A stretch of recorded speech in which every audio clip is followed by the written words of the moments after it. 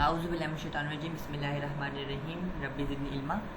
तो ये चैप्टर अभी मैं खुद भी पढ़ रहा हूँ, सेल बायोलॉजी। वही है हमारा chromosome and DNA, chromosomal theory of inheritance. आपकी यूनिवर्सिटी में भी होगा डीएनए हेरिटेटिव मटेरियल, ये भी अभी यूनिवर्सिटी में होगा। रेप्लिकेशन भी होगा, जीन एक्सप्रेशन भी होगा, रेगुलेशन भी होगा, transcription, translation, RNA modification, mutations सब। लेकिन यहाँ पे सिर्फ म्यूटेशंस तक है। लेकिन फिर हम म्यूटेशंस की बात, म्यूटेशंस को सीधा कैसे करना है वो हम यूनिवर्सिटी में पढ़ते हैं। तो अभी आप लोग जो पढ़ रहे हैं, मेरे हिसाब से आप लोग अभी एक बस क्या है, अभी नवंबर, दिसंबर, जनवरी से इंशाल्लाह आप लोग का सेशन स्टार्ट हो जाएगा। आप लोग सेल बायो की तरफ आएंगे।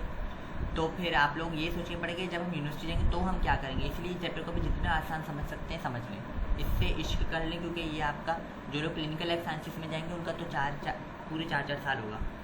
तो अब हमें स्टार्ट करें जो और बायोटेक्नोलॉजी के लिए भी। तो बिस्मिल्लाहिर्रहमानिर्रहीम। दिस क्रोमेटिन मटेरियल हमारे पास ड्यूरिंग सेल डिवीजन कंडेंस होता है from specific type of threads called chromosome. ठीक है। We also known about the Mendelian imagery बोल रहे इमेजिनरी यूनिट ऑफ इनहेरिटेंस। इसलिए मैंने वो चैप्टर पहले स्टार्ट किया है कि वो चैप्टर हम पहले पढ़ते हैं। हमारी बायोलॉजी की बुक वाले इतने अच्छे हैं, मैं कब से बार बार इशारे दे रहा हूँ, आप लोग देख भी नहीं सकते हैं। तो वो इशारे इसलिए मैं दे रहा हूँ क्योंकि आप लोग बाकी बोर्ड्स, पंजाब बोर्ड्स, खैर पख्तूनख्वा बोर्ड, बलूचिस्तान बोर्ड या एनसीईआरटी जो इंडिया वाले कोई हैं, उनमें वो पहले इनहेरिटेंस पढ़ाते हैं। इनहेरिटेंस के बाद फिर क्रोमोसोम में डीएनए पढ़ाते हैं ताकि एक बेस बन जाए। वो यहाँ पे हमारा बेस ही नहीं है, पहले क्रोमोसोम में डीएनए फिर इनहेरिटेंस है। तो हमारे पास ये कुछ क्रोमोसोमल थ्योरी के ये हमारे पास कुछ लोग हैं। कार्ल कोरन हमारे पास इंपॉर्टेंट है, एरिच वॉन है हमारे पास इंपॉर्टेंट, वॉल्टर फ्लेमिंग है हमारे पास, सूटन है हमारे पास, टीएच मॉर्गन और बवेन। ये इनकी थ्योरीज को हम पढ़ेंगे भी। तो हमारे पास जर्मन एम्ब्रायोलॉजिस्ट जो थे वॉल्टर फ्लेमिंग, हमारे पास फर्स्ट साइंटिस्ट थे जिन्होंने chromosomal theory of discovery of chromosome रखा हुआ था। ये एमसीक्यू के लिए अपना रख लें। ये सबको पता है, सैलामेंडर लार्वे के ऊपर उसने रिसर्च की थी। हाईली स्टेन्ड बॉडीज़ थे, उनको उसने कलर टर्म दी, कलर्ड बॉडी वो, लेकिन इन शॉर्ट लेकिन असलियत में वो कलर बॉडी है ही नहीं, वो नॉन कलर है, अनकलर्ड है। उनको हमने क्रोमोसोम का नाम दे दिया। फिर उसके बाद दो साइंटिस्ट और है जिन्होंने इनकी और वो की तस्दीक, वॉल्टर सूटन, इसको भी दफ़ा करें और इसका बस नाम याद रखिए, ईबी वो हमारे पास ऊपर चला गया, कहाँ है ईबी ये रहा। तो ईबी विल्सन आए हमारे पास कोलंबिया यूनिवर्सिटी से और ट्यूडर आए यहाँ से। इन्होंने इंडिपेंडेंटली इन तीनों ने अलग अलग जगहों पे अलग अलग क्रोमोसोम के बिहेवियर के ऊपर काम किया। Distribution of in sperms and egg cell during meiosis इन्होंने पढ़ा। इन सब को दिमाग देखें, कोई छिट्टी नहीं गई, कुछ नहीं गया, ऐसा मानते मुझे लगता है। कुछ तो दाल में काला है दया, लेकिन फिर भी बोलते हैं कि इन्होंने अलग अलग एक दूसरे को पता भी नहीं था। एक ही साल पे फिर इन्होंने अपने रिसर्च दिखाया कि in somatic cell each chromosome are found in pair. Somatic cell के अंदर क्रोमोसोम पेयर में होते हैं हमारे पास, जो कि हमारे पास सोमैटिक वो होते हैं जो कि जर्म सेल्स नहीं होते। But during meiosis the members of each pair segregate. तो वो मेंबर हैं पेयर के, वो सेग्रीगेट मतलब अलग अलग हो जाते हैं, मतलब पेयर फिर सिंगल हो जाते हैं। So the sperm and egg receives only one from there. W Sutton, Walter Sutton हमारे पास जो सूटन थे, उन्होंने ऑब्जर्व किए थे ग्रास हॉपर के ऊपर और segregation pattern of chromosome during meiosis देखा। ये ग्रास हॉपर का भी इनहेरिटेंस में वीडियो भेजूँगा, उसके ऊपर डिटेल पे है। The match the segregation pattern of Mendel's gene. So 1902 he published his finding in the paper the chromosome in hereditary. तो इन किसने किया था? डब्ल्यू सूटन ने किया था। प्लीज़ ये द क्रोमोसोम ये कर लीजिएगा और ये डब्ल्यू सूटान को दफ़ा करें। अभी हम यहाँ पे आ जाते हैं। एक और जर्मन जेनेटिस्ट आया था हमारे पास, कार्ल कोरन्स को कर लें। और ये बेचारा जो नहीं है सूटन बेचारा भाग ऊपर घूम रहा है ये। और जो हमारे पास फादर थे, बस वो फादर का नाम याद कर लिए, बस बहुत है। इतने सारे साइंटिस्ट का नाम बताने की ज़रूरत नहीं है। तो इन्होंने क्या किया कि independently verified Mendel's work in a separate model organism and published his work first work का फिर नाम ये है Mendel's law concerning the behavior of progeny of racial hybrids। अब इनको छोड़ें, इसको दफ़ा करें, ये वाला जो है ना स्टेटमेंट एंड एविडेंसेस, इसको छोड़ें।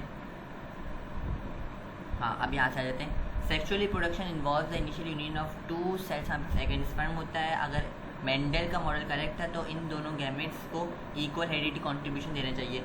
हाउएवर लेकिन हमारे पास जो स्पर्म है उसका तो साइटोप्लाज्म छोटा है, लेकिन ओवा का तो इतना बड़ा स्पर्म से बड़ा उसका साइटोप्लाज्म है। तो बताया गया कि नहीं, ऐसा तो नहीं हो सकता कि एक का स्पर्म बोल रहा हूँ, एक का जो न्यूक्लियस है साइटोप्लाज्म इतना छोटा है और एक का साइटोप्लाज्म इतना बड़ा है, तो इनके अंदर तो हेरिडिटी कॉन्ट्रीब्यूशन हो ही नहीं सकता है। तो हेरिडिटी मटेरियल कहाँ गया, न्यूक्लियस ऑफ गैमेट्स के अंदर हमारा होगा, और न्यूक्लियस ऑफ गैमेट्स दोनों का सेम साइज के थे। तो chromosome segregate during meiosis, chromosome segregate कब होते हैं, मियोसिस के दौरान होते हैं। हमारे पास एस फेज के अंदर G1, S phase G2। I hope कि आप लोगों ने सीरीज पढ़े हुए होंगे, नहीं पढ़े तो आप लोग जाए 9th क्लास की बुक खोलें, मैं नहीं पढ़ाऊँगा क्योंकि यहाँ पे है ही नहीं, आप लोग ये 9th क्लास में पढ़ने की चीज़ थी। Chromosome segregate during meiosis in a manner similar to Mendelian factor segregate according to the law of segregation. तो मतलब क्रोमोसोम और मेंडल का फैक्टर ये चीज़ अभी मिल रहे हैं। Gametes have 1 copy of each pair of homologous chromosomes. Homologous sister chromosomes को कहते हैं, मतलब 2 XX वाले थे, एक X कॉपी गैमेट्स में आ गई, दूसरी वाली नहीं आ पाई। Diploid individual has 2 copies. जो डिप्लॉयड होते हैं हमारे पास जो गैमेट्स होते हैं उनके पास एक होती है, वो मोनो होते हैं, लेकिन हमारे पास जो डिप्लॉयड इंडिविजुअल होते हैं उनके पास 2 कॉपीज होती है। डिप्लॉयड हमारे पास सोमैटिक सेल्स की बात हो रही है। In Mendelian model gamete have 1 copy of the factor, मैं तेज बोल रहा हूँ, हाँ, while diploid individuals have 2 copies, सही है। During meiosis each pair of homologous chromosomes orient on the metaphase plate independent of any other pair. Thus independent assortment of chromosome are like factors of assorted trait as explained by Mendel's law of independent assortment। और ये बच्ची भी जहाँ से यहाँ तक वाली line है, इसको काट दें। एक्सपेरिमेंट हुआ था, एक्सपेरिमेंट का वो मैं देख लेता हूँ, हाँ ये इंपॉर्टेंट है।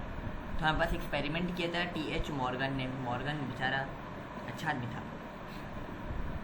सर बहुत बड़ा है मॉर्गन का। तो हमारे पास थॉमस हंट मॉर्गन था, इसने हमारे पास ब्रीडिंग कराई, एक्सपेरिमेंट किसके ऊपर कराई, रेड आई ड्रोसोफिला मेलानोगैस्टर फ्लाइज के ऊपर करवाई। फिर उन्होंने नोटिस किया कि इतने सारे लाल आंखों वालों के अंदर एक वाइट आइड मेल म्यूटेंट चला है। ऑफकोर्स उसके जीन के अंदर कोई म्यूटेशन आई होगी जिसकी वजह से उसकी आंख सफ़ेद है।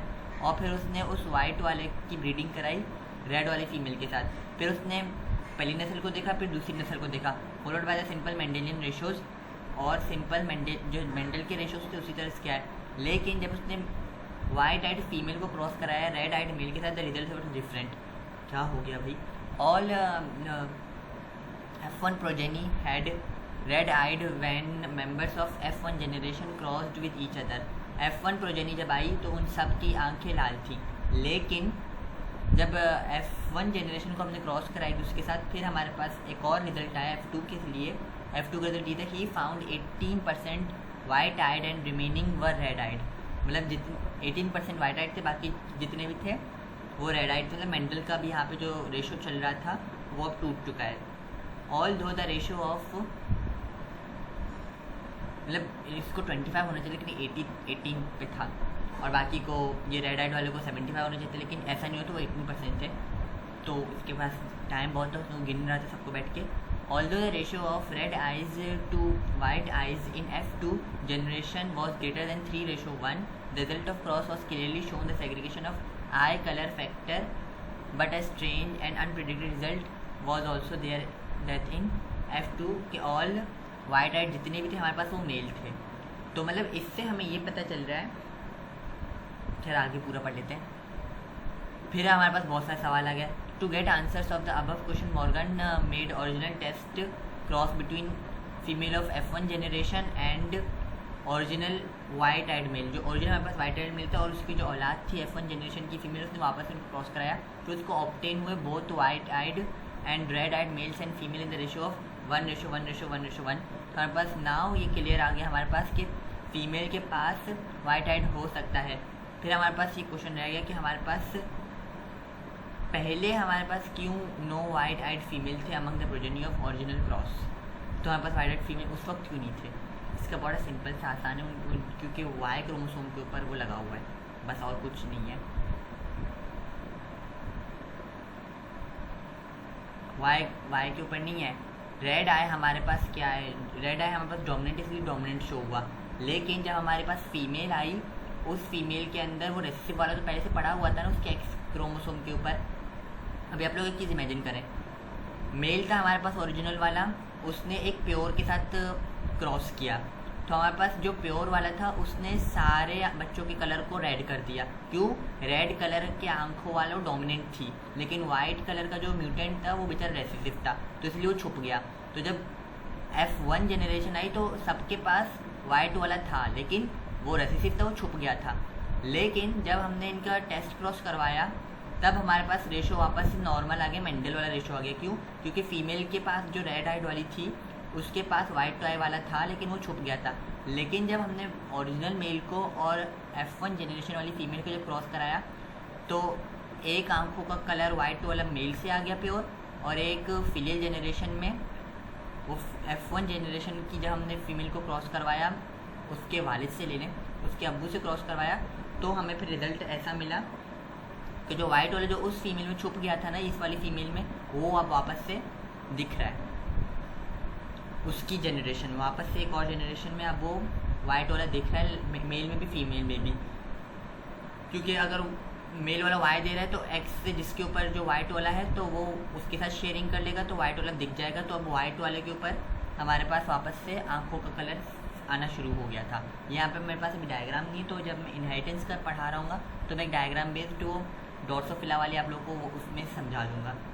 इतना बड़ा रॉकेट साइंस नहीं है, कोई मसला नहीं है। यहाँ पे नहीं हो रहा है तो मैंने आप लोग का बैकअप रखा हुआ है।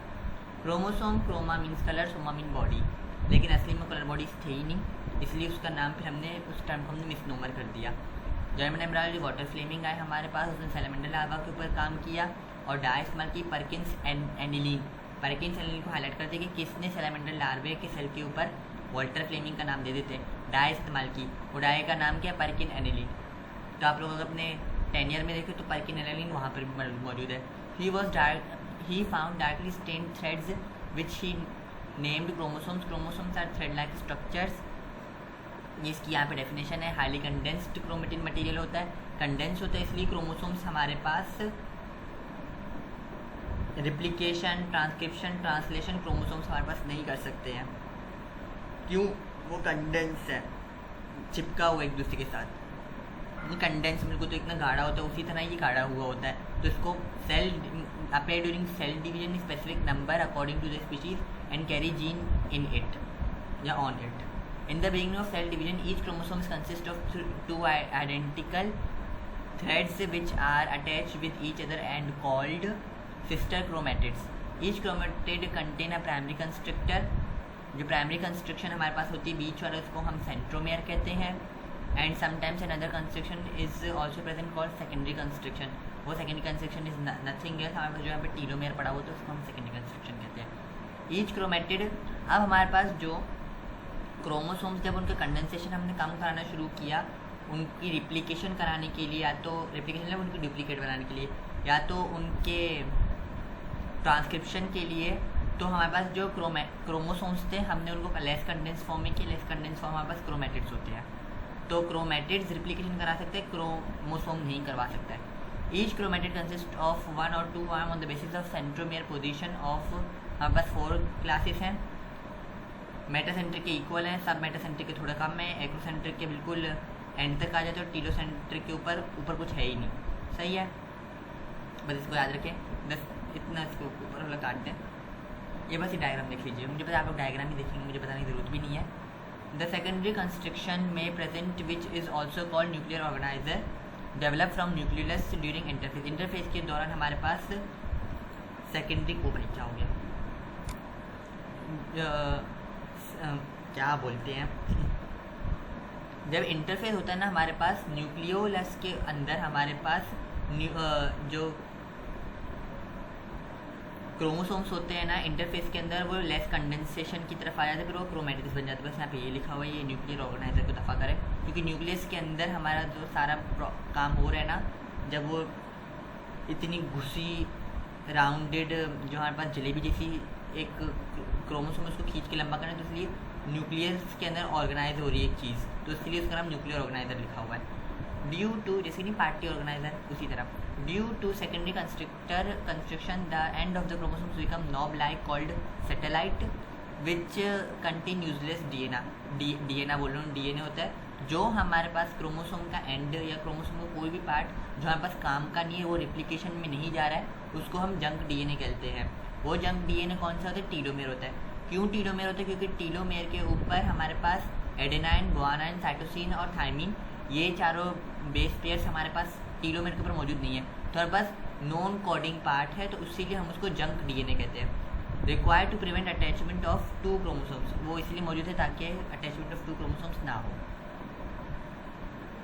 क्योंकि अभी आइडेंटिकल है, एक यहाँ से यूँ आ रहा है, यहाँ से यूँ आ रहा है, फिर अगर ये नीचे से वापस से ऊपर से भी मिल गए तो फिर गोल गोल एक सर्कल की फॉर्म में घूम रहा होगा, तो सर्कल की फॉर्म में हमें नहीं चाहिए, तो इसलिए टीलोमेर्स कोने में पड़े हुए होते हैं ताकि उसके ऊपर पॉजिटिव भी चार्ज है, नेगेटिव चार्ज भी नहीं, वैसे ही पड़ा हुआ है, तो कोई किस्म की अट्रैक्शन नहीं हो रही दो के बीच में।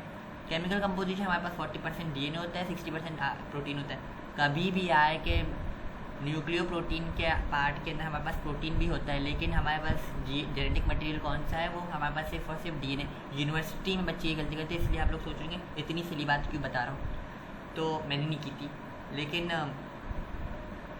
लोग प्रोटीन और आरएनए के ऊपर भी टिक लगा देते हैं, लेकिन आरएनए हमारे पास क्रोमोसोम का कॉन्स्टिट्यूएंट पार्ट नहीं है। सबसे ज़रूरी पार्ट सिर्फ और सिर्फ डीएनए है, डीऑक्सीराइबोस न्यूक्लिक एसिड।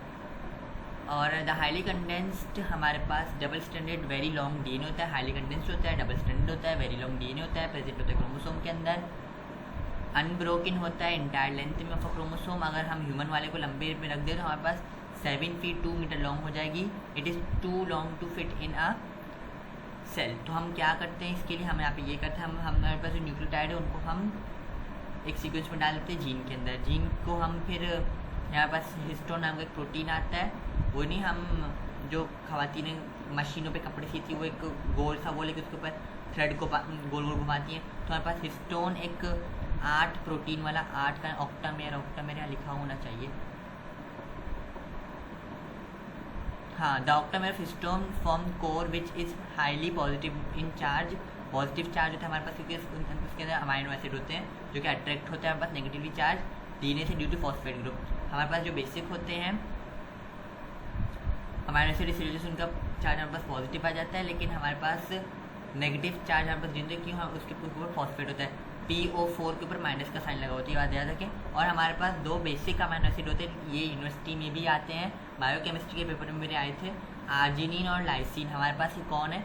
बेसिक मतलब अल्कलाइन अमाइनो एसिड है हमारे पास। ये प्लीज़ याद रखिएगा एमसीक्यू के लिए, फिर मत बोलिएगा मैंने बताया नहीं कि था सर ने बोला छोड़ दो। फिर इसी तरह से हिस्टोन बहुत सारे मिलके फिर एक डीएनए स्ट्रक्चर बना लेते हैं, फिर डीएनए स्ट्रक्चर एक क्रोमोसोम में घुस जाते हैं, वो वर्ड्स अल्फ़ाबेट मैंने सारा बता दिया था, और उसको हम सुपर कॉइल कहते हैं। ये तो सुप्रामैन है। तो उसी तरह से हमारे पास न्यूक्लियोसोम बनता है, nucleosome string formation during S phase. मैंने बोली था एस फेज के दौरान जो सेल साइकिल चली होती है, just after replication of DNA negatively charge, replication हो गई डीएनए तो हमारे पास negatively charge DNA coiled around a positively charge histone core which result in the formation of a complex called nucleosome. तो histone और हमारे पास जब डीएनए एक दूसरे को क्वाइल करते हैं तो हमारे पास क्या बन जाता है? न्यूक्लियोसोम बन जाता है। न्यूक्लियोसोम हमारे पास लिंक होते हैं by small segment of DNA called linker DNA, और हमारे पास जो न्यूक्लियोसोम होते हैं वो छोटे छोटे सेगमेंट्स ऑफ डीएनए से जुड़े हुए होते हैं। न्यूक्लियोसोम और डीएनए के बीच में एक लिंकेज होता है, उस लिंकेज को हम क्या बोलते हैं? लिंकर। बस 2 नैनोमीटर वो थिक होता है हमारे पास। In this way chain of bead appearance is formed called nucleosome string 10 nanometre thick. Chromatin fibre हमारे पास ये आ जाता है। Nucleosome string begin to coil again at its axis, क्योंकि हमें सुपर कॉइल बनाना यहाँ तक करना है हमें। तो in this way another thick fibre of 30 nanometre is formed called chromatin fibre. फिर G2 फेज आता है, पहले क्या बोले G1 फेज, S फेज, फिर हमारे पास G2 फेज। फिर G2 फेज आता है हमारे पास इंटरफेस का। Chromatin fibres shows 2 regions, heterochromatin and euchromatin. Heterochromatin is highly condensed and unexpressed. हमारे पास heterochromatin होता है वो हाईली कंडेंस्ड होता है और अनएक्सप्रेस होता है। और हमारे पास जो यूक्रियोट होता है वो नॉन कंडेंस होता है, it becomes condense only during cell division. तो इससे हमारे पास एक रीजनिंग का सवाल था कि रीजनिंग का सवाल आपको क्यों आएगा, लेकिन रीजनिंग का सवाल ये है कि यूक्रोमेटिन का हमारे पास जो पार्ट होगा वो हमारे पास रेप्लिकेशन और ट्रांसक्रिप्शन करवाएगा। हेटेरोक्रोमेटिन नहीं करेगा क्योंकि बहुत ज़्यादा हाईली कंडेंस्ड है तो वो खुल नहीं पाएगा। The genes of euchromatin expressed and establish uniform chromatin fibre, वही बात है। और हमारे पास है super coil formation to form chromatids during during prophase of cell division. Chromatin fibre start higher order of coiling, form a super coil structure of 300 nanometer immediately supercoil develop into chromatids of 700 nanometre. सही है। मेरे हाथ में mouse को पकड़ पकड़ के दर्द हो रहा है। हमारे पास जो बेचारा वो था ग्रेगर जॉन मेंडल, उसने हमें क्या कहा था कि ये फैक्टर्स हैं, लेकिन बायोलॉजी में हमारे पास जीन आ जाता है, फैक्टर की जगह हमारे पास जीन आ जाते हैं। तो मैंने वो बात पहले बता दी थी। ग्रीक में हमारे पास जीनोस मीनिंग जनरेशन ऑफ बर्थ और gender is a basic unit of hereditary. कौन है? जीन है। ये एमसीक्यू ये यहाँ पर ईजी पार्ट होता है कि एमसीक्यू का 20% ही वहाँ पे आता है। 20 years लेटर विलियम जोहानसन पहली बार मैंने प्रोनाउंस को सही किया, इंट्रोड्यूस द टर्म जीन। और हमारे जेनेटिस्ट विलियम बेटसन और Edward Strasburger use the term pangene for fundamental physical and functional unit of hereditary. इसको काट दें, ये छोड़ दें। 20 years लेटर और यहाँ से लेकर यहाँ तक इसको काट दें। नाउ अडे वाले को कहाँ लिखा हुआ है? A small part of gene is a small part of DNA which has information to synthesize specific polypeptide chain which work as enzyme to metabolize a specific reaction in a living organism। सही है। Previously को हम छोड़ देते हैं। हाँ, the position of gene on chromosome is called gene locus. मैंने पिछले चैप्टर में कल लिखवा दी थी, मतलब परसों लिखवा दी थी। We already know that both parents of an organism donated one set of chromosomes, so each cell usually contain two sets of chromosomes, diploid cells. In this way each cell contains pair of chromosomes. Each pair contain maternal paternal chromosomes. If chromosomes are morphologically मतलब structure wise similar हैं तो हमारे पास उनका gene loci भी same होगा। तो हमारे पास homologous chromosome sister chromosomes का वो होता है। आप लोग ट्विन सिस्टर्स का ले लीजिए, क्योंकि एक ट्विन सिस्टर की आंखें अगर ब्राउन है तो दूसरी की भी ब्राउन है, क्यों? वो ट्विन्स हैं। अगर एक हंसी जो दूसरी भी हंस रही है, क्यों? वो ट्विन्स है। उसी तरह से इनके जो जीन लोकाई है वो एक ही जगह पर है। If they are morphologically different, हमारे पास उनके जो जीन लोकाई है वो भी हेट्रोलोगस क्रोमोसोम पे आ जाएंगे। Homologous chromosome the gene of a trait eight particular locus में भी सिमिलर डिफरेंट। इसका मैं डिटेल आपको पढ़ा देता हूँ, डिटेल में कहीं नहीं क्यों पढ़ेंगे। At homologous chromosome the gene of a trait, जो जीन होगी एक कैरेक्टरिस्टिक की एट पर्टिकुलर लोकस में बी सिमिलर और different. Example the gene of skin colour is located the same gene locus on both chromosomes. अगर gene number 7 के ऊपर एक स्ट्रैंड के स्किन कलर है तो दूसरा जो कॉम्प्लीमेंट्री स्ट्रैंड है जो यूं जा रहा है और एक यूं आ रहा है ना, तो जो यूं जा रहा है उसके ऊपर भी 7 की लोकेशन के ऊपर स्किन कलर की जीन लगी हुई होगी। सही है। It may be of black colour on both और it may be of different colour. Example black और वाइट, लोकेशन सेम है लेकिन मैंने आपको क्या बोला, वहीं पे डोमिनेंट और रेसिसिव का हमारे पास फैक्टर आ जाता है। अगर वाइट डोमिनेंट तो वाइट आ जाएगा। वैसे आप लोग को अच्छी बात देता हूँ, वाइट डोमिनेंट होता है ब्लैक के ऊपर। नहीं, एक मिनट वेट, हाँ ब्लैक डोमिनेंट होता है वाइट के ऊपर। मुझे अभी याद आया, ब्लैक डोमिनेंट होता है वाइट के ऊपर। ब्राउन डोमिनेंट होता है ब्लैक के ऊपर, उसके लिए आई कलर के ऊपर। वाइट हमारे पास रेसिसिव है, ब्लैक उसके ऊपर डोमिनेंट है। This alternative form of a gene for a trait located at gene locus, हम इसको हम अलील्स कहते हैं। ठीक है, ये हमने पहले ही पढ़ लिया था वो बर्गर के एग्जाम्पल से। Mendel found 2 alleles for each traits. उसने पाइसम हमारे पास प्लांट्स है और फिर उसने 2 alternative forms in each trait किए। फिर पाइसम हमारे पास, ये पी प्लांट को पाइसम बोला हुआ है यहाँ पे। Trait had 2 alternative form. Example, tall and dwarf both are controlled by different gene. These alternative forms located at same gene locus on homologous chromosomes are called alleles. Now it is found that many traits have number of alternative forms, but only 2 like Mendelian traits. यहाँ बस homologous है, यहाँ पे P, यहाँ पे P है, यहाँ पे A, यहाँ पे A, यहाँ पे B, यहाँ पे B। लेकिन हमारे पास हम देख रहे हैं कि ये डोमिनेंट एलील है तो यहाँ पे ये शो होगा और ये रेसिसिव है। इनकी लोकेशन एक है लेकिन ये अलील्स है एक दूसरे के। कैरेक्टरिस्टिक्स ये अब बनाएगा, ये वाला अब नहीं बना पाएगा बेचारा। लेकिन ये है कौन? होमोलोगस है। DNA as a hereditary material, जो हमारे पास हेरिडिटरी मटेरियल होता है वो हमारे पास डीएनए के ऊपर होता है, आरएनए के ऊपर नहीं होता है। क्योंकि हमारे पास डीऑक्सीराइबोस हमारे पास एक शुगर है, डीऑक्सीराइबोस। तो हमारे पाच 2 OH जो ग्रुप होते हैं ना, डी हाइड्रोक्सी, तो उसकी वजह से हमारे पास ये हो जाए। वैसे राइबोस भी हमारे पास एक शुगर है, राइबोन्यूक्लिक एसिड, लेकिन उसके ऊपर क्यों नहीं है? तो वो सिंगल स्ट्रैंड है, दूसरा उसको कॉम्प्लीमेंट्री से कोई ताल्लुक नहीं है, तीसरा वो अपना सारा काम न्यूक्लियस के बाहर जाके प्रोटीन वगैरह सिंथेसिस करता है राइबोसोम्स के साथ, उसका अंदर कोई ताल्लुक नहीं है, इसीलिए हमारे पास नहीं आता। और जब हमारे पास जो स्पर्म होता है और एग जब तब वो दोनों जब मीट कर होते हैं, हमारे पास आरएनए का काम तो आता ही नहीं है, हमारे पास डीएनए सारा काम न्यूक्लियस ही करते हैं। न्यूक्लियस के बाहर उस वक्त फर्टिलाइजेशन के वक्त आरएनए बाहर नहीं भाग रहे होते हैं टू अनदर। तो हमारे पास ओनली डीएनए एंड प्रोटीन होता है। तो हमारे पास क्या है, ये आगे कि कौन सा फिर आ जाता है, तो बस ये याद रखिए कि डीएनए आ जाता है और कोई नहीं है। Evidence of DNA as hereditary material, ये भी पढ़ना पड़ेगा, चलें कर लेते हैं। Streptococcus pneumoniae, a bacterium cause pneumonia found in two state example capsulated smooth form S type and non-capsulated R form ये rough type ना। so बोलो S type virulent मतलब ये वाला हमारे पास खतरनाक होता है और ये हमारे पास खतरनाक नहीं होता है, both are genetically variable। Frederick Griffith ने हमारे पास ग्रिफिथ है डिज़ाइन किया experiment, during the course of experiment he injected R type हमारे पास माइस के ऊपर किया, तो उसने देखा माउस बेचारा नहीं मर रहा। फिर उसने क्या किया, एस वाले को इंजेक्ट किया और वो फेटल प्रूफ हुआ, माइस बेचारा मर गया। It was also observe if both strands are heated both killed at high temperature. देखा हमने बोथ स्ट्रेंड्स को अगर हमने वो कर स्ट्रेंड्स को हमने हीट कर दिया तो हाई टेम्परेचर पे उनका सब कुछ ज़ाया हो गया, तो वो दोनों खुद ही मर गए, माइस का कोई वो नहीं हुआ। When heat killed S type injected to mice, no ill effect were observed on mice। तो इसी वजह से वो हीट हो गया था, वो डीनेचर हो गया था एग्जाम, तो इसी वजह से उसने कोई अपना काम नहीं किया।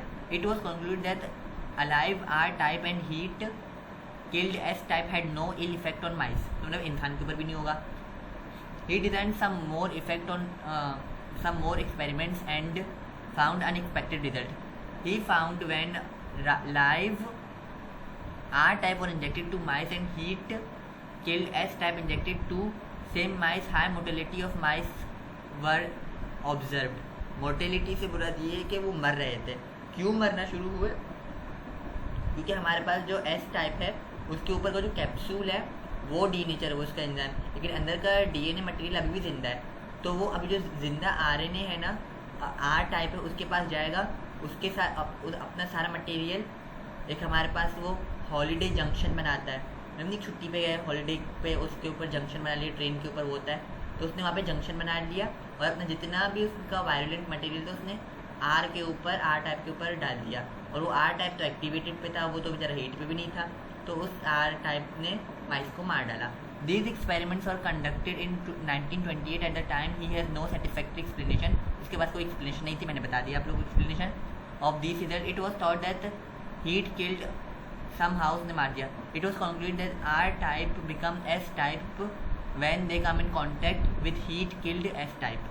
Then the phenomena in which heat killed S type could have hereditary effect on R type is called transformation। सही है।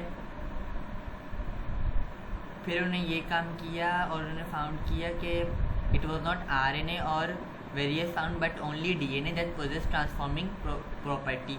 तो मैंने क्या बोला, डीएनए दूसरे डीएनए के ऊपर जाके एक जंक्शन बना लेते हैं, उसको हम हॉलीडे जंक्शन कहते हैं। अभी आप लोग को यहाँ पे लिखा हुआ है, लेकिन मैंने आप लोग को बता दिया हॉलीडे जंक्शन। तो फिर हॉलीडे जंक्शन से हमारे पास वो जीन का सारा जो न्यूक्लियोटाइड वगैरह का इन्फॉर्मेशन होता है वो दूसरे में ट्रांसफ़र हो जाता है। If the enzyme deoxyribo nucleus हमारे पास काटने वाला होता है, that hydrolysis DNA was added to the heat killed S type bacteria, the transforming property was lost.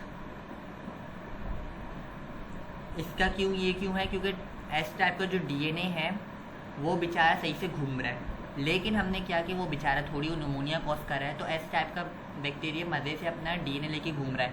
तो न्यूक्लियस क्या करता है, डीएनए जो लंबा इतना स्ट्रेंथ होता है ना, उसका कंडेंस फॉर्म उसको फ्रेगमेंट्स मतलब काट काट के छोटा छोटा कर देता है।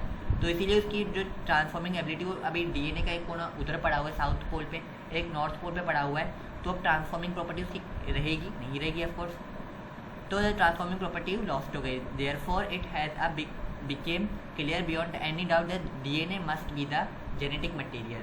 बेचारे चूहों के लिए भी सलाम है कि उन्होंने अपनी जान गंवाई हमारे लिए, क्योंकि निमोनिया उनको तो कोई कुछ खास कर भी नहीं रहा था, उनको तो ज़बरदस्ती इंजेक्शन मार मार